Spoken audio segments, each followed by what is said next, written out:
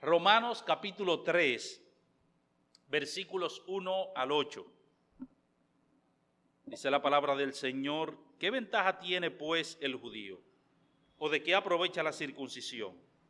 Mucho en todas maneras. Primero, ciertamente que les ha sido confiada la palabra de Dios. Pues que, si alguno de ellos han sido incrédulos, ¿su incredulidad habrá hecho nula la fidelidad de Dios? De ninguna manera. Antes bien, sea Dios veraz y todo hombre mentiroso, como está escrito, para que seas justificado en tus palabras y venzas cuando fueres juzgado. Y si nuestra injusticia hace resaltar la justicia de Dios, ¿qué diremos? ¿Será injusto Dios que da castigo? Habló como hombre. En ninguna manera. De otro modo, ¿cómo juzgaría Dios al mundo? Pero si por mi mentira la verdad de Dios abundó para su gloria, ¿por qué aún soy juzgado como pecador? ¿Y por qué no decir, como se nos calumnia y como algunos cuya condenación es justa afirman que nosotros decimos, hagamos males para que vengan bienes? Eterno y soberano Padre que moras en los cielos, gracias te damos por este momento, por este tiempo de servicio. Gracias, oh Señor, por poder permitirnos alabarte, cantar alabanzas a tu nombre. Gracias por permitirnos ahora poder compartir tu palabra con tu pueblo. Oramos tu bendición, oramos tu dirección. Gracias, oh Padre, por tu presencia en medio nuestro y porque un poco más adelante también vamos a tener el tiempo de Santa Comunión. Oramos para que tú nos bendiga en todo el tiempo que resta de este servicio. Oramos sobre todo que tú uses tu palabra, Señor, para ayudarnos a nosotros a entender que sobre todas las cosas tu palabra es veraz, tú eres un Dios veraz, tú eres un Dios fiel, Señor, a tu palabra. Que tu palabra no, ni una sola de ella caerá por tierra sin que tenga cumplimiento. Oramos para que eso se arraigue en nuestros corazones y que en momentos difíciles de nuestra vida, aun cuando parecería como que tú no vas a cumplir lo que has prometido, que nosotros podamos estar confiados, Señor, en esa verdad. Te pedimos estas cosas en el nombre de nuestro Señor y Salvador Jesucristo. Amén.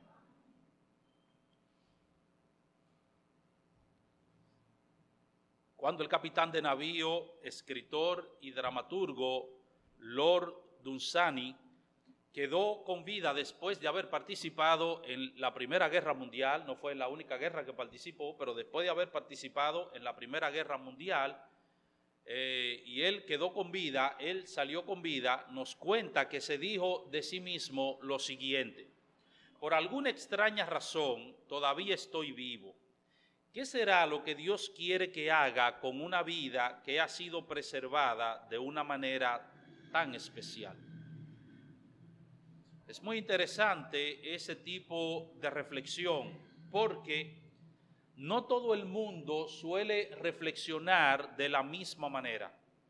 No todo el mundo se detiene a considerar la manera en que Dios ha sido tan generoso con él, ya sea preservándole la vida o ya sea colmándole de bendiciones y privilegios, y se detiene a reflexionar acerca de lo que Dios quiere con su vida. Nosotros muchas veces, o los seres humanos muchas veces en sentido general, se detienen a pensar, se detienen a considerar lo bueno que Dios ha sido con ellos, las grandes bendiciones que han recibido de parte de Dios en el área que sea o en las áreas que sea de su vida.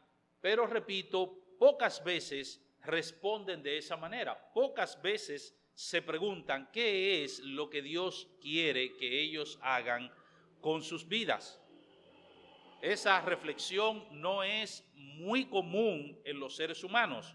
Nosotros solemos resaltar, repito, con frecuencia las bendiciones que recibimos de parte de Dios, pero casi siempre pasamos por alto el hecho de que esas bendiciones traen consigo grandes responsabilidades para con Dios y para con nuestro prójimo. Que Dios quiere no solamente que nos detengamos a considerar sus bendiciones, sino también cómo esas bendiciones pueden redundar en la gloria que Dios se merece, que nosotros le tributemos, y cómo nosotros podemos también ayudar a nuestro prójimo. Ese fue el caso de los judíos. Dios los había escogido como un pueblo especial y les había otorgado grandes, enormes bendiciones. Pero ellos no usaron esa posición singular para honrar a Dios y ser de bendición a los demás, sino que por el contrario pensaron que debido a su raza, debido a su nacionalidad, ellos y por haberse sometido al ritual de la circuncisión, ellos eran superiores a las demás naciones, ellos eran superiores a los demás seres humanos, y no solamente eso, sino que por ser ellos judíos y por haberse circuncidado, Dios estaba obligado a llevarlos al cielo. Ese era el pensamiento que ellos tenían. Recuerden que eso fue lo que vimos la semana pasada. Un argumento que el apóstol Pablo, o un razonamiento que el apóstol Pablo derriba completamente en los versículos 17 al 29 del capítulo 2, como veíamos la semana pasada. No son verdaderos judíos aquellos que lo son por raza, aquellos que lo son biológicamente, ni son verdaderos judíos aquellos que se han sometido al ritual de la circuncisión. Eso es lo que el apóstol Pablo dice. Y eso fue lo que estudiamos la semana anterior. Sino que son verdaderos judíos aquellos que el Espíritu Santo ha circuncidado en el corazón. Esos son los verdaderos judíos. Ahora, frente a estas declaraciones del apóstol Pablo, estos judíos podían poner en tela de juicio la fidelidad de Dios. ¿Será acaso que Dios es infiel? Porque Él dijo en el pasado que nosotros éramos su pueblo. Él fue que estableció que nosotros nos circuncidáramos como señal de que nosotros seríamos su pueblo. Eso fue lo que Dios estableció. ¿Sería acaso que Dios es infiel, que Dios ha faltado a sus promesas, que Dios ha faltado a su palabra? Y eso era lo que ellos más o menos estaban poniendo en tela de juicio. Pablo se adelanta a que ellos iban a poner en tela de juicio la fidelidad de Dios. Y ese es el tema que nosotros vamos a estudiar en el pasaje que tenemos por delante, en estos 8 versículos del capítulo 3, en estos primeros 8 versículos del capítulo 3. Y hay 3 cosas que queremos considerar aquí en estos versículos. En primer lugar, queremos considerar que Dios es fiel a su palabra. Versículos 1 y 2. ¿Qué ventaja tiene pues el judío? ¿O de qué aprovecha la circuncisión? Mucho en todas maneras. Primero, ciertamente que les ha sido confiada la palabra de Dios, anticipándose a las objeciones que se levantarían en la mente de los judíos que leyeran la última parte del capítulo 2, los versículos 17 al 29. Pablo sabía que se iban a levantar algunas objeciones en la mente de estos judíos al leer eso. Pablo en este texto, en los primeros 8 versículos del capítulo 3, Pablo usa una figura conocida, una figura literaria conocida como diatriba, la cual consiste en interactuar con un interlocutor imaginario con el propósito de responder derribar los argumentos que se levanten en esa persona a través de preguntas y respuestas. El mismo apóstol va formulando las preguntas, pero como si se tratase de un interlocutor imaginario. O sea, él está interactuando con un judío que va a formular estas preguntas. Y él mismo formula la pregunta y al mismo tiempo él responde esa pregunta para derribar esos argumentos. Por eso es que muchas veces cuando leemos los escritos de Pablo se nos hace un poquito incómodo de nosotros a veces entender el pasaje.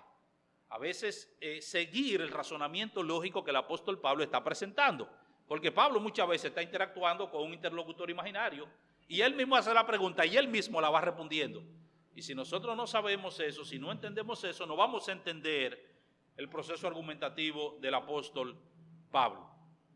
Si nuestro legado era lo que estos judíos podían pensar, y de hecho iban a pensar, si nuestro legado judío, nuestro conocimiento y enseñanza de la ley mosaica y nuestro ritual de la circuncisión no nos hace justos delante de Dios, entonces, ¿qué ventaja tiene ser judío o qué provecho tiene el ser circuncidado? Fíjense, esa es la pregunta.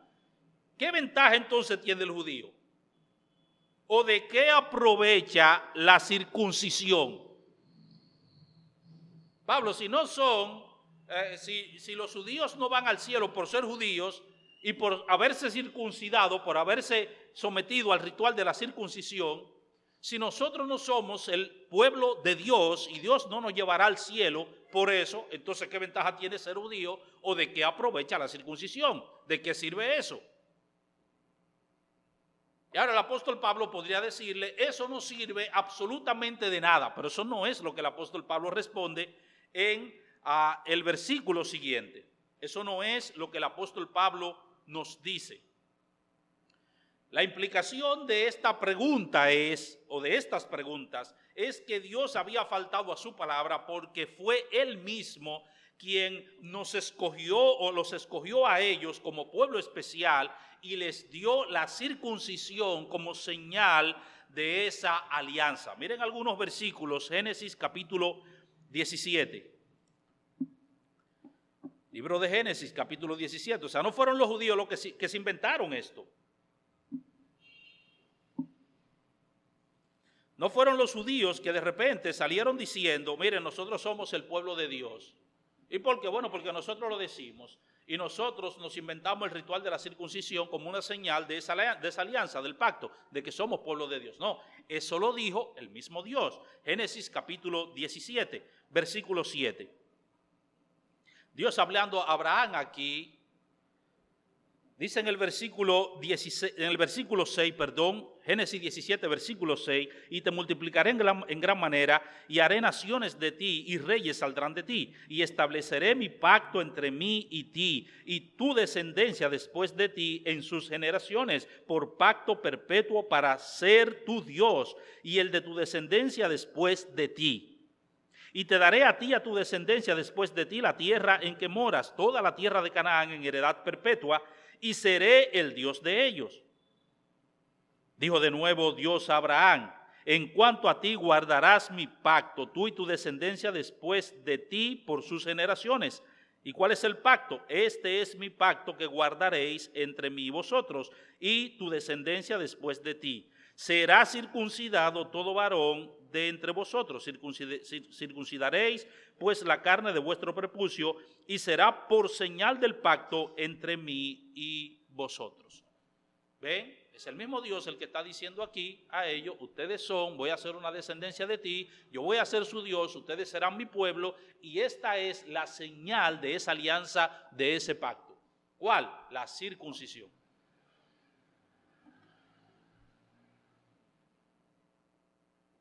Esa promesa de Dios fue reiterada en varias ocasiones en la palabra de Dios. Éxodo capítulo 19.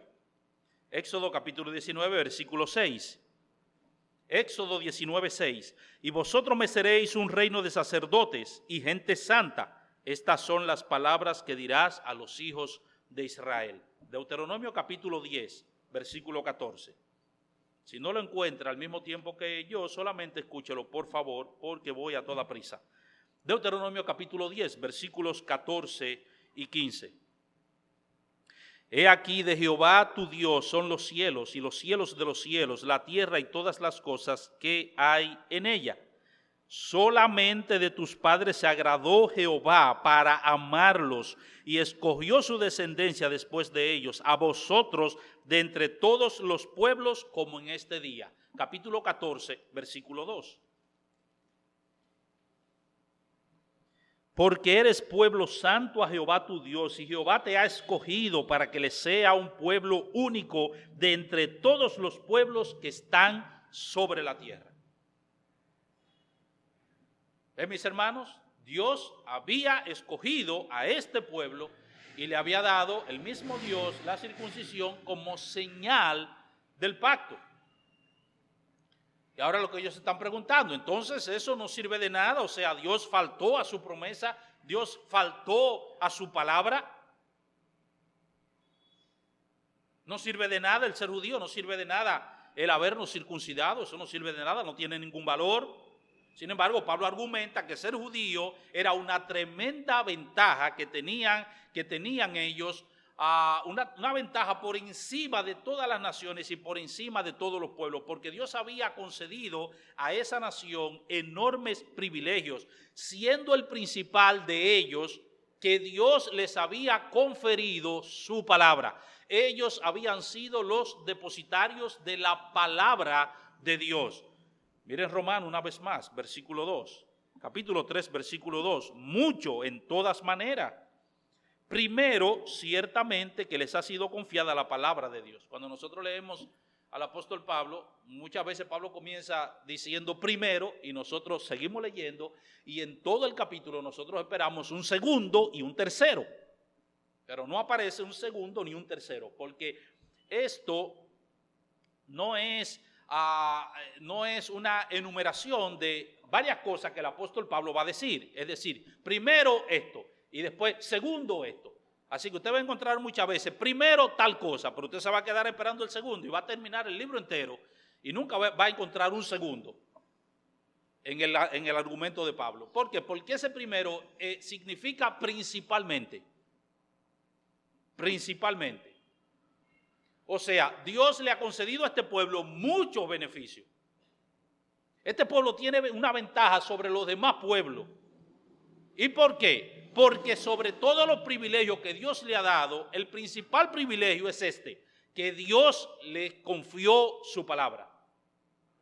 Dios le confió su palabra. Tener la palabra de Dios era una gran bendición, no solo porque le enseñaba al pueblo cómo relacionarse bien con Dios, cómo poder glorificar a Dios, cómo poder conocerlo, cómo poder honrarlo, cómo poder alabarlo, sino que también en la palabra de Dios ellos encontraban claras advertencias acerca de las cosas que ellos no debían hacer y las consecuencias o los castigos que le vendrían por causa de su desobediencia.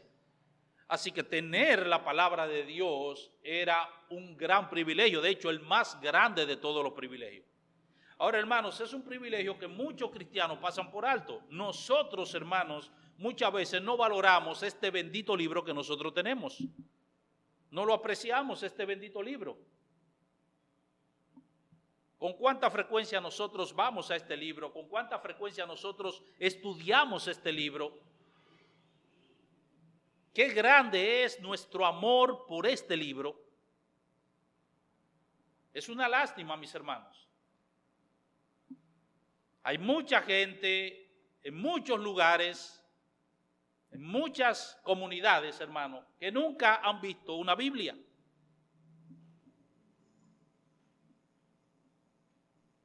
Hay en muchos lugares que para tener una Biblia, para poseer una Biblia, un ejemplar de la Biblia, es sumamente difícil. Muchos lugares, aunque vivamos ya en una aldea global, pero en muchos lugares es difícil tener un ejemplar de la Biblia. Y nosotros tenemos la Biblia de todas maneras, mi hermano. Nosotros tenemos la Biblia impresa, la Biblia física, tenemos la Biblia en digital. Nosotros tenemos la Biblia en diferentes versiones.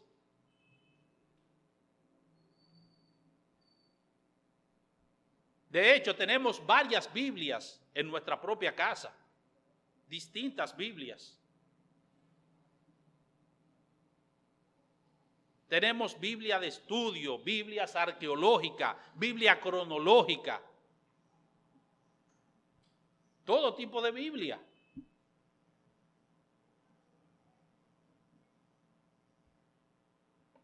Pero ¿cuánto apreciamos nosotros esa bendición que el Señor nos ha dado?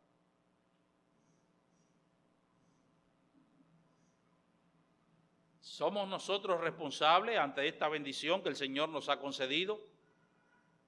Ese fue precisamente el problema de los judíos. Ellos no entendieron que con esa bendición Dios les había dado una gran responsabilidad, porque ellos debían amar esa palabra que Dios le había confiado, ellos debían creer en esa palabra que Dios le había confiado. Y creer no solamente las cosas positivas, sino también las cosas negativas. Es decir, no solamente creer las promesas de bendición que Dios había dado en su palabra, sino también las promesas de juicio que Dios había dado en su palabra a aquellos que desobedecieran esa palabra.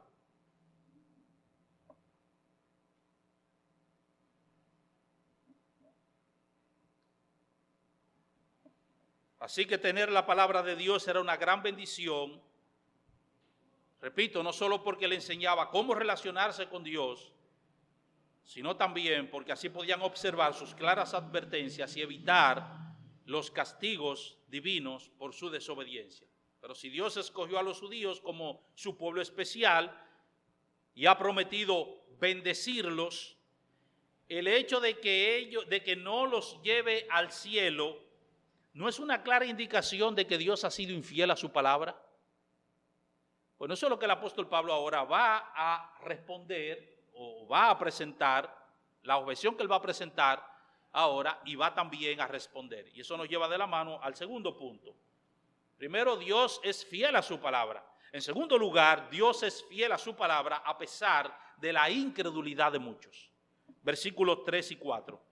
¿Qué pues? Si alguno de ellos han sido incrédulos, ¿su incredulidad habrá hecho nuda la fidelidad de Dios? De ninguna manera. Antes bien sea Dios veraz y todo hombre mentiroso, como está escrito, para que seas justificado en tus palabras y venzas cuando fueres juzgado. Por medio de la misma palabra que le fue confiada a los judíos, debieron entender que Dios era fiel a sus promesas de bendición por causa de la obediencia, como también a su promesa de castigo por causa de la desobediencia. El problema es que la mayoría de los judíos solamente se enfocaron en las bendiciones, en la promesa de bendiciones, como generalmente suele ocurrir con el pueblo de Dios y como generalmente suele ocurrir con la mayoría de las personas, incluyendo a los cristianos. Vamos a la Biblia y ¿qué buscamos en la Biblia? Las promesas de Dios, las promesas de bendiciones de Dios. Y usted ve al cristiano mucho hablando y enfatizando mucho las promesas de bendición, la promesa de bendición. Mira, Dios te ha prometido tal cosa. Incluso se nos dice que debemos reclamar esa promesa, que debemos decretar, que debemos arrebatar esas promesas. Y hay muy énfasis claro en el asunto de las promesas de bendición, pero también en el caso de los incrédulos. Por eso muchos incrédulos que no tienen nada que ver con el evangelio, que no quieren saber de Cristo, que rechazan a Cristo, pero tienen su Biblia abierta en alguna promesa de bendición. Oh, Jehová es mi pastor, nada me faltará. La pregunta ¿es verdad que Jehová es tu pastor? ¿Cuándo tú te convertiste en una oveja de él? Porque Cristo dijo, mis ovejas oyen mi voz, y yo la conozco y me siguen. O sea, tú oyes la voz de Cristo, tú sigues, tú obedeces la palabra de Dios. Por supuesto que no. Son gente que viven de acuerdo a su propia voluntad, pero se amparan en las promesas de Dios.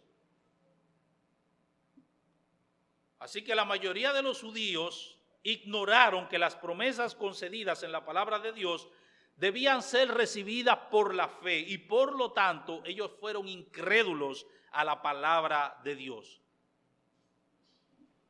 El pueblo judío fue rechazado por Dios, no porque Dios fue infiel al cumplimiento de su promesa, al cumplimiento de su pacto, sino porque ellos fueron desobedientes, porque ellos fueron incrédulos.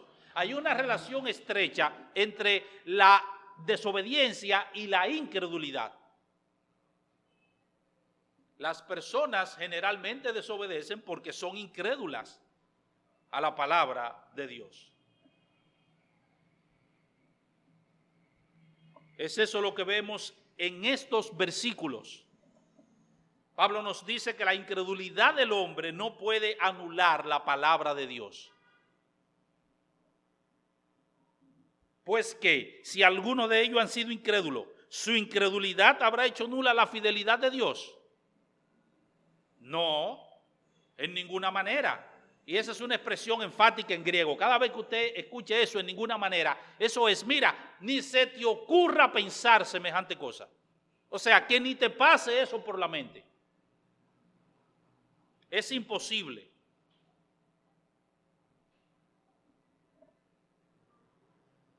La incredulidad del hombre no puede anular la fidelidad de Dios, porque la fidelidad de Dios es muy independiente de la incredulidad o la credulidad del hombre.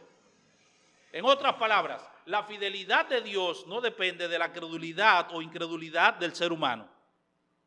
Dios es fiel, independientemente de que usted le crea o no le crea. Él es fiel a su palabra. Dios le dijo a Noé que iba a enviar un diluvio cuando no llovía. Le dijo, voy a exterminar la tierra con un diluvio. Voy a exterminar a toda especie con un diluvio. Pero prepárate un arca y predícale a la gente que viene un diluvio. El que entre en el arca se salvará. Ahora, hermano, de la humanidad solamente ese mensaje lo creyeron 8 personas. Y Dios no fue fiel en el cumplimiento de su promesa, en el cumplimiento de su palabra, porque solamente creyeron 8 personas. Dios es fiel a su palabra, independientemente de que usted la crea o no la crea. Ustedes recuerdan aquel episodio que se nos narra en el segundo libro de Reyes, capítulo 7. ¿Ustedes recuerdan? Ben-Hadad, el rey sirio, había sitiado a Israel. Y eso había provocado ya que los alimentos se acabasen en medio del pueblo, lo que provocó obviamente una tremenda hambruna en el pueblo, pero una hambruna tan terrible que la cabeza de un burro se vendía carísima, incluso el estiércol de paloma. Es más, era una hambruna tan terrible que ya la gente había comenzado a comerse uno con otro. Una mujer le voció al rey que iba pasando y le dijo, mira, hay un problema aquí, tenemos un problema. ¿Y qué fue? Bueno, que yo me puse de acuerdo con ella para que nos comiéramos hoy a mi hija y mañana, ayer nos comiéramos a mi hija y hoy nos comiéramos a la suya. Terrible, mis hermanos. Y ahora, después que nos comimos la mía, ella no quiere que nos comamos la de ella. Cuando el rey escuchó eso, dice la Escritura que rasgó su vestido y se enojó contra Eliseo, porque Eliseo le había profetizado eso, y mandó a que le cortaran la cabeza a Eliseo. Y cuando el mensajero fue enviado, iba llegando ante Eliseo, Eliseo, sabiendo, le dijo, mira cómo me anda buscando para cortarme la cabeza, como que yo soy el responsable de eso. Y no mira que es su desobediencia, y la desobediencia del pueblo. Pero Eliseo le dijo, pero no te preocupes, que mañana a esta hora se va a estar vendiendo, por decirlo de alguna manera, en un lenguaje dominicano, la libra de arroz se va a estar vendiendo a chele. La libra de arroz, literalmente a chele. 1 centavo, una libra de arroz.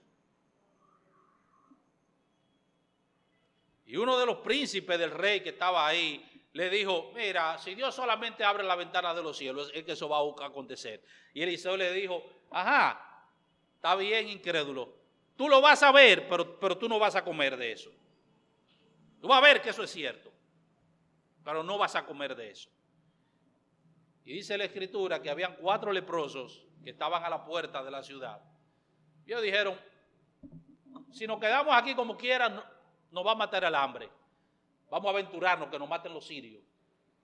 Y se fueron al campamento de los sirios. Cuando fueron al campamento de los sirios, no encontraron a nadie allí en el campamento de los sirios. Porque Dios le había hecho creer a ellos que un gran ejército venía y los sirios abandonaron el campamento y salieron corriendo y levantaron el sitio y abandonaron todo, todas las provisiones.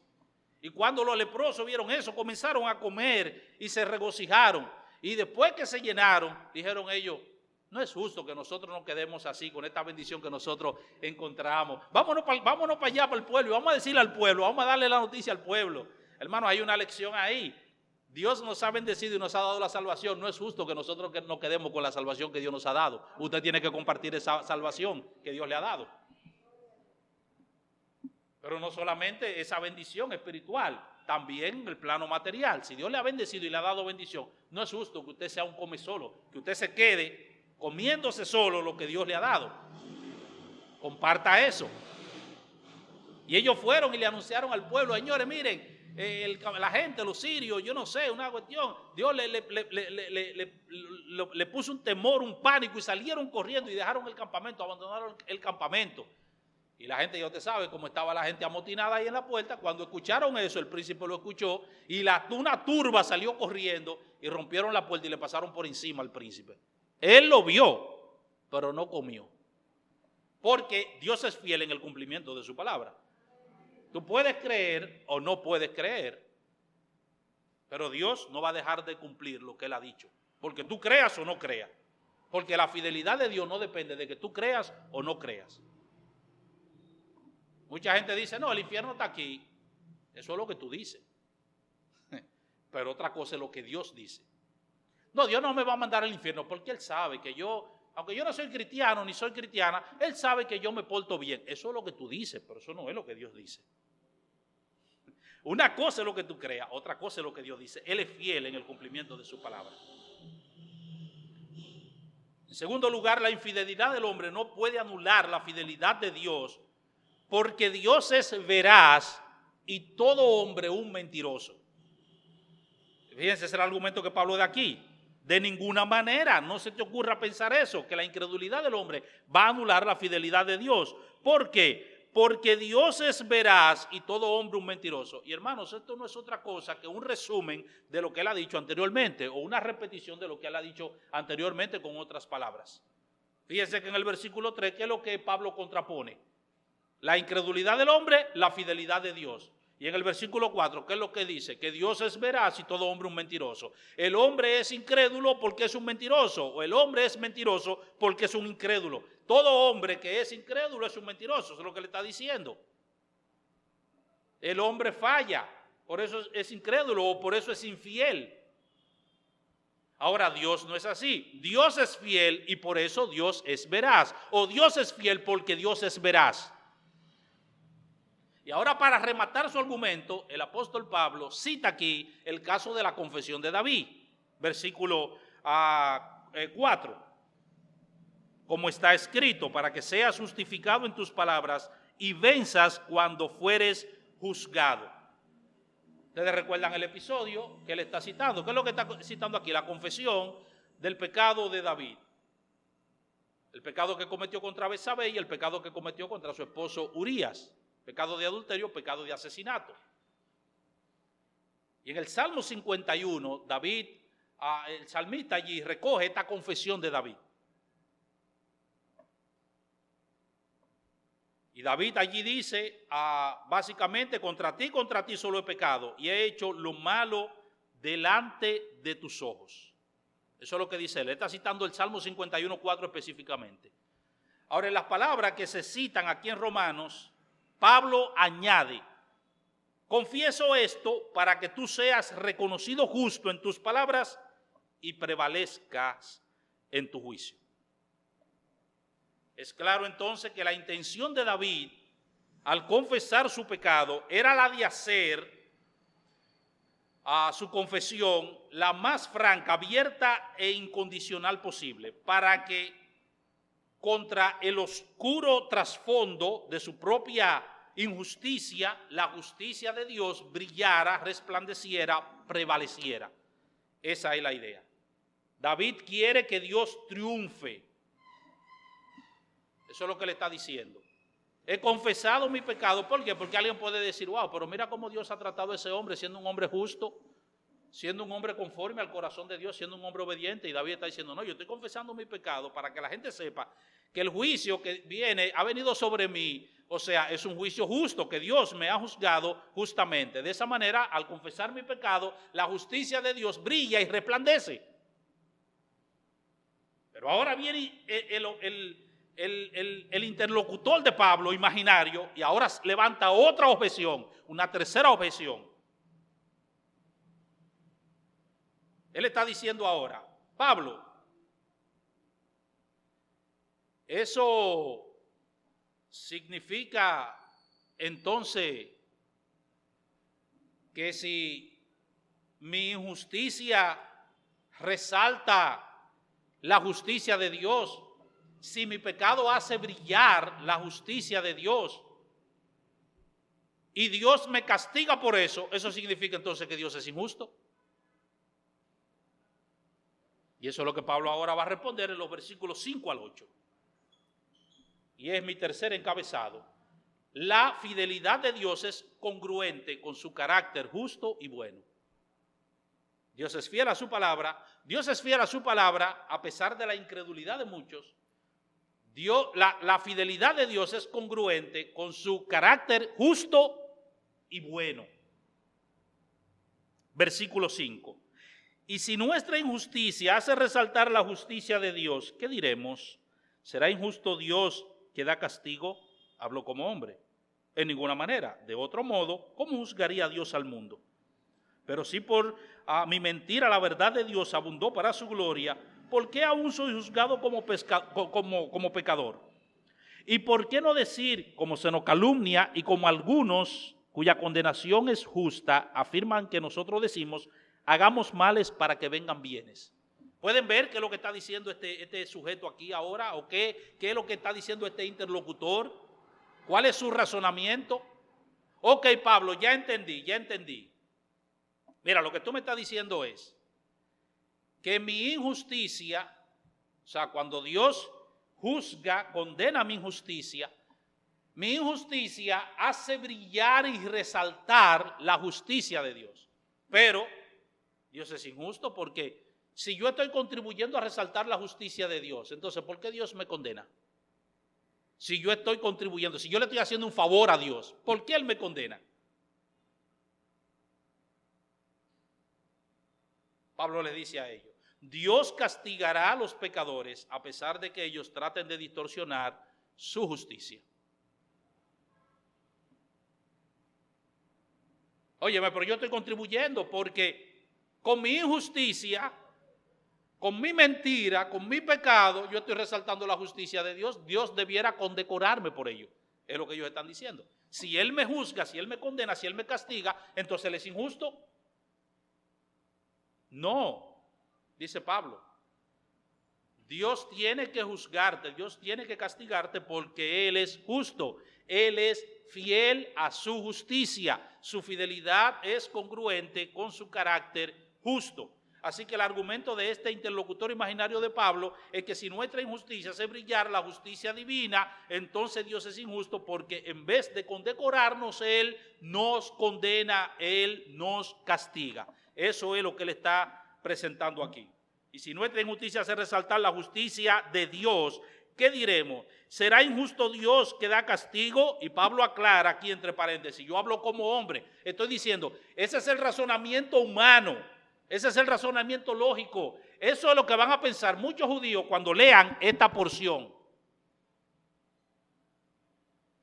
Y vuelve otra vez la expresión, en ninguna manera, no se te ocurra pensar de esa manera, ni te pase por la mente. De otro modo, ¿cómo juzgaría a Dios al mundo? Si Él fuera injusto, ¿cómo Él entonces podría juzgar justamente al mundo? Ese fue el razonamiento de Abraham, ¿ustedes lo recuerdan?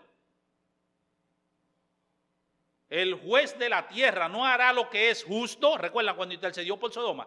¿Ustedes recuerdan cuando él está intercediendo no por Sodoma, sino por su sobrino? Señor, y tú vas a condenar, si hay 50 allí, tú lo vas a condenar a todos, a los buenos y a los malos, siendo tú justo. Ese fue el razonamiento de Abraham y eso es lo que Pablo está diciendo. Si Dios es injusto, Él no podría juzgar al mundo. Wow, el tiempo se me fue, mis hermanos. Pero en segundo lugar, para cerrar aquí ya, Dios castigará a los pecadores a pesar de que ellos traten de distorsionar su gracia manifestada en el Evangelio de Jesucristo. Ok, ya Pablo derribó ese argumento. El otro argumento que ellos van ahora a presentar es el siguiente. Pero si por nuestra mentira la verdad de Dios abundó para su gloria, ¿por qué aún soy juzgado como pecador? ¿Y por qué no decir, como se nos calumnia y como algunos cuya condenación es justa, afirman que nosotros decimos, hagamos males para que vengan bienes? En otras palabras, y de manera resumida, lo que esta gente está pensando es lo siguiente. Pablo, tú estás predicando que la salvación es por gracia. O sea, el evangelio que tú predicas es un evangelio de salvación por gracia. Ahora, ¿qué es la gracia? La gracia es el don no merecido o el don inmerecido, el regalo inmerecido. Dios le da un regalo, Dios le da salvación a aquellos que no la merecen. Así que la salvación no depende de mi observancia a la ley, no depende de que yo sea judío, no depende de lo que yo haga. Por el contrario, cuando yo peco, entonces ¿qué sucede? La gracia sobreabunda, porque donde abundó el pecado, sobreabundó la gracia, dice el mismo apóstol Pablo, un poco más adelante, Romanos capítulo 6. Así que lo que ellos están diciendo, este sujeto está pensando de manera, con su razonamiento lógico es, a mayor cantidad de pecado, entonces mayor cantidad de gracia. O sea, mayor pecado, mayor gracia. Mientras más peco, más gracia se me da. Y ellos lo que están diciendo es que eso era lo que Pablo predicaba. Por eso dice como eso no calumnia. Y algunos dicen que nosotros estamos predicando eso. No, eso no es lo que yo predico, dice Pablo. Eso no es lo que el Evangelio promete. Sí, el Evangelio promete salvación por gracia. El Evangelio promete justificación gratuita. Justificación por gracia. No depende de mi obediencia a la ley. No depende de lo que yo haga. No depende de mi raza. No depende de mi nacionalidad. No depende de mi fidelidad. Incluso a los rituales externos de la religión. No depende de nada de eso. Mi salvación depende de lo que Cristo hizo en la cruz del Calvario y de que yo me apropie de eso por medio de la fe. Eso es lo que el Evangelio promete. Ahora bien, ese Evangelio que justifica es un Evangelio que también santifica. Aquellos que son salvados por gracia son al mismo tiempo dispuestos por ese mismo Evangelio para vivir una vida en obediencia a la palabra de Dios. No una vida perfecta, pero sí una vida en obediencia a la palabra de Dios. Bien, hermanos, ¿qué aprendemos de todo esto? Dos lecciones prácticas que quiero traer rápidamente. Debemos creer que nuestro Dios es fiel a su palabra. Ahora, debemos creer que nuestro Dios es fiel a su palabra, tanto en sus promesas positivas como también en sus promesas negativas. En otras palabras, debemos creer que Dios es fiel a su palabra, tanto en su promesa de bendición como también en su promesa de juicio o castigo. No solamente las bendiciones que el Señor nos provee, sino también sus promesas de juicio o sus promesas de castigo. Eso es lo que Pablo dice a Timoteo, capítulo 2, segunda Timoteo, capítulo 2, versículo 11, palabra fiel es esta: si somos muertos con Él, también viviremos con Él. La promesa de bendición. Si sufrimos, también reinaremos con Él. Promesa de bendición. Si le negáremos, ¿qué pasará? Él también nos negará. Promesa de juicio. ¿Y por qué? ¿Por qué? Si fuéramos infieles, Él permanece fiel, porque Él no puede negarse a sí mismo. ¿Pueden ver lo que Pablo está diciendo? ¿Pueden ver lo que él está diciendo?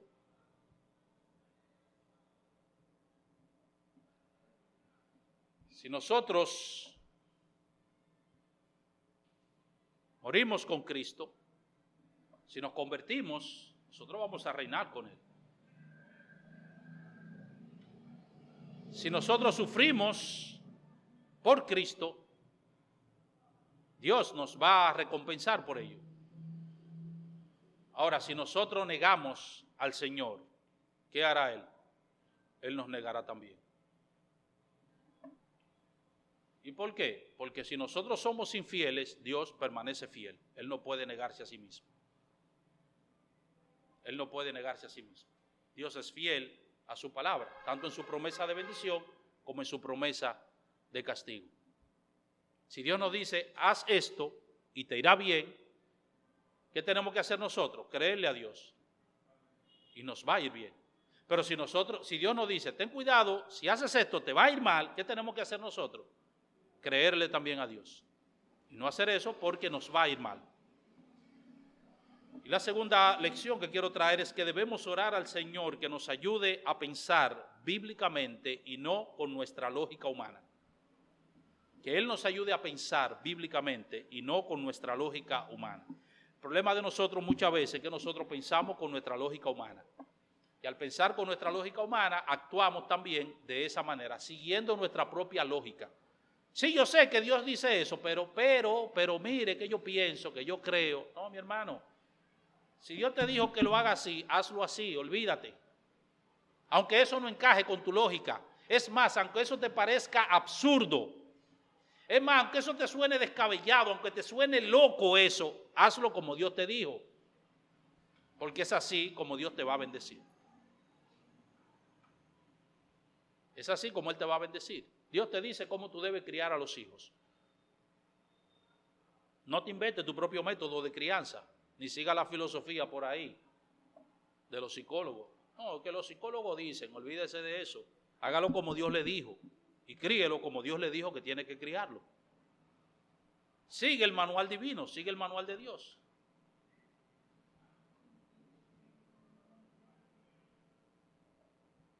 Dios te dice cómo tú tienes que hacer la cosa para que te vaya bien en tu matrimonio. Dios te dice cómo tú debes hacer la cosa para que te vaya bien en tu familia. Dios te dice cómo tú debes hacer la cosa para que te vaya bien en tu negocio.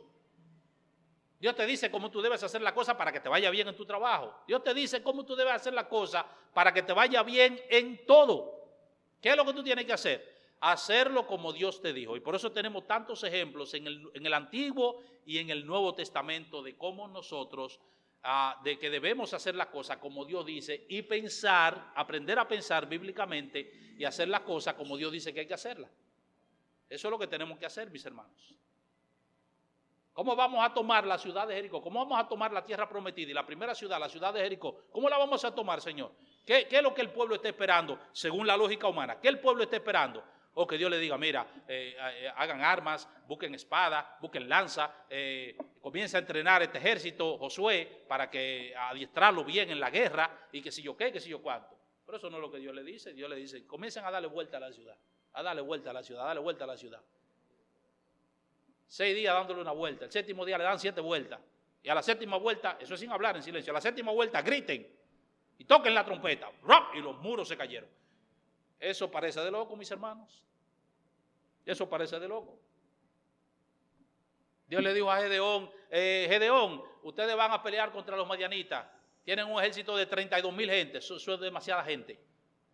Y los madianitas tienen un ejército de 96,000 gente, aproximadamente, casi 100,000 gente. Y Dios le dice que esos son demasiados, redúcelo, y los reduce a 300. Pero eso es como de loco, eso es como descabellado. Y no solamente eso, después que reduce el ejército a 300 hombres, le dice a ellos, ¿y cómo vamos a pelear? Dios le dice que cojan bocina y cojan luces, lámparas y que si yo qué, y comiencen a alumbrar y cojan instrumentos y vayan tocando por la calle. Así es que ustedes van a derrotar a los madianitas. Pero eso parece como de loco, mis hermanos. Pero es así como funciona, porque esto es un asunto de fe. Es un asunto de creerle a Dios, de que Dios es fiel en el cumplimiento de su palabra. Pero tenemos que hacer la cosa como Él dice que hay que hacerla. No querramos ser más inteligentes que Dios. No querramos ser más sabios que Dios. Haga la cosa como Dios le dijo que la haga. El Señor les bendiga.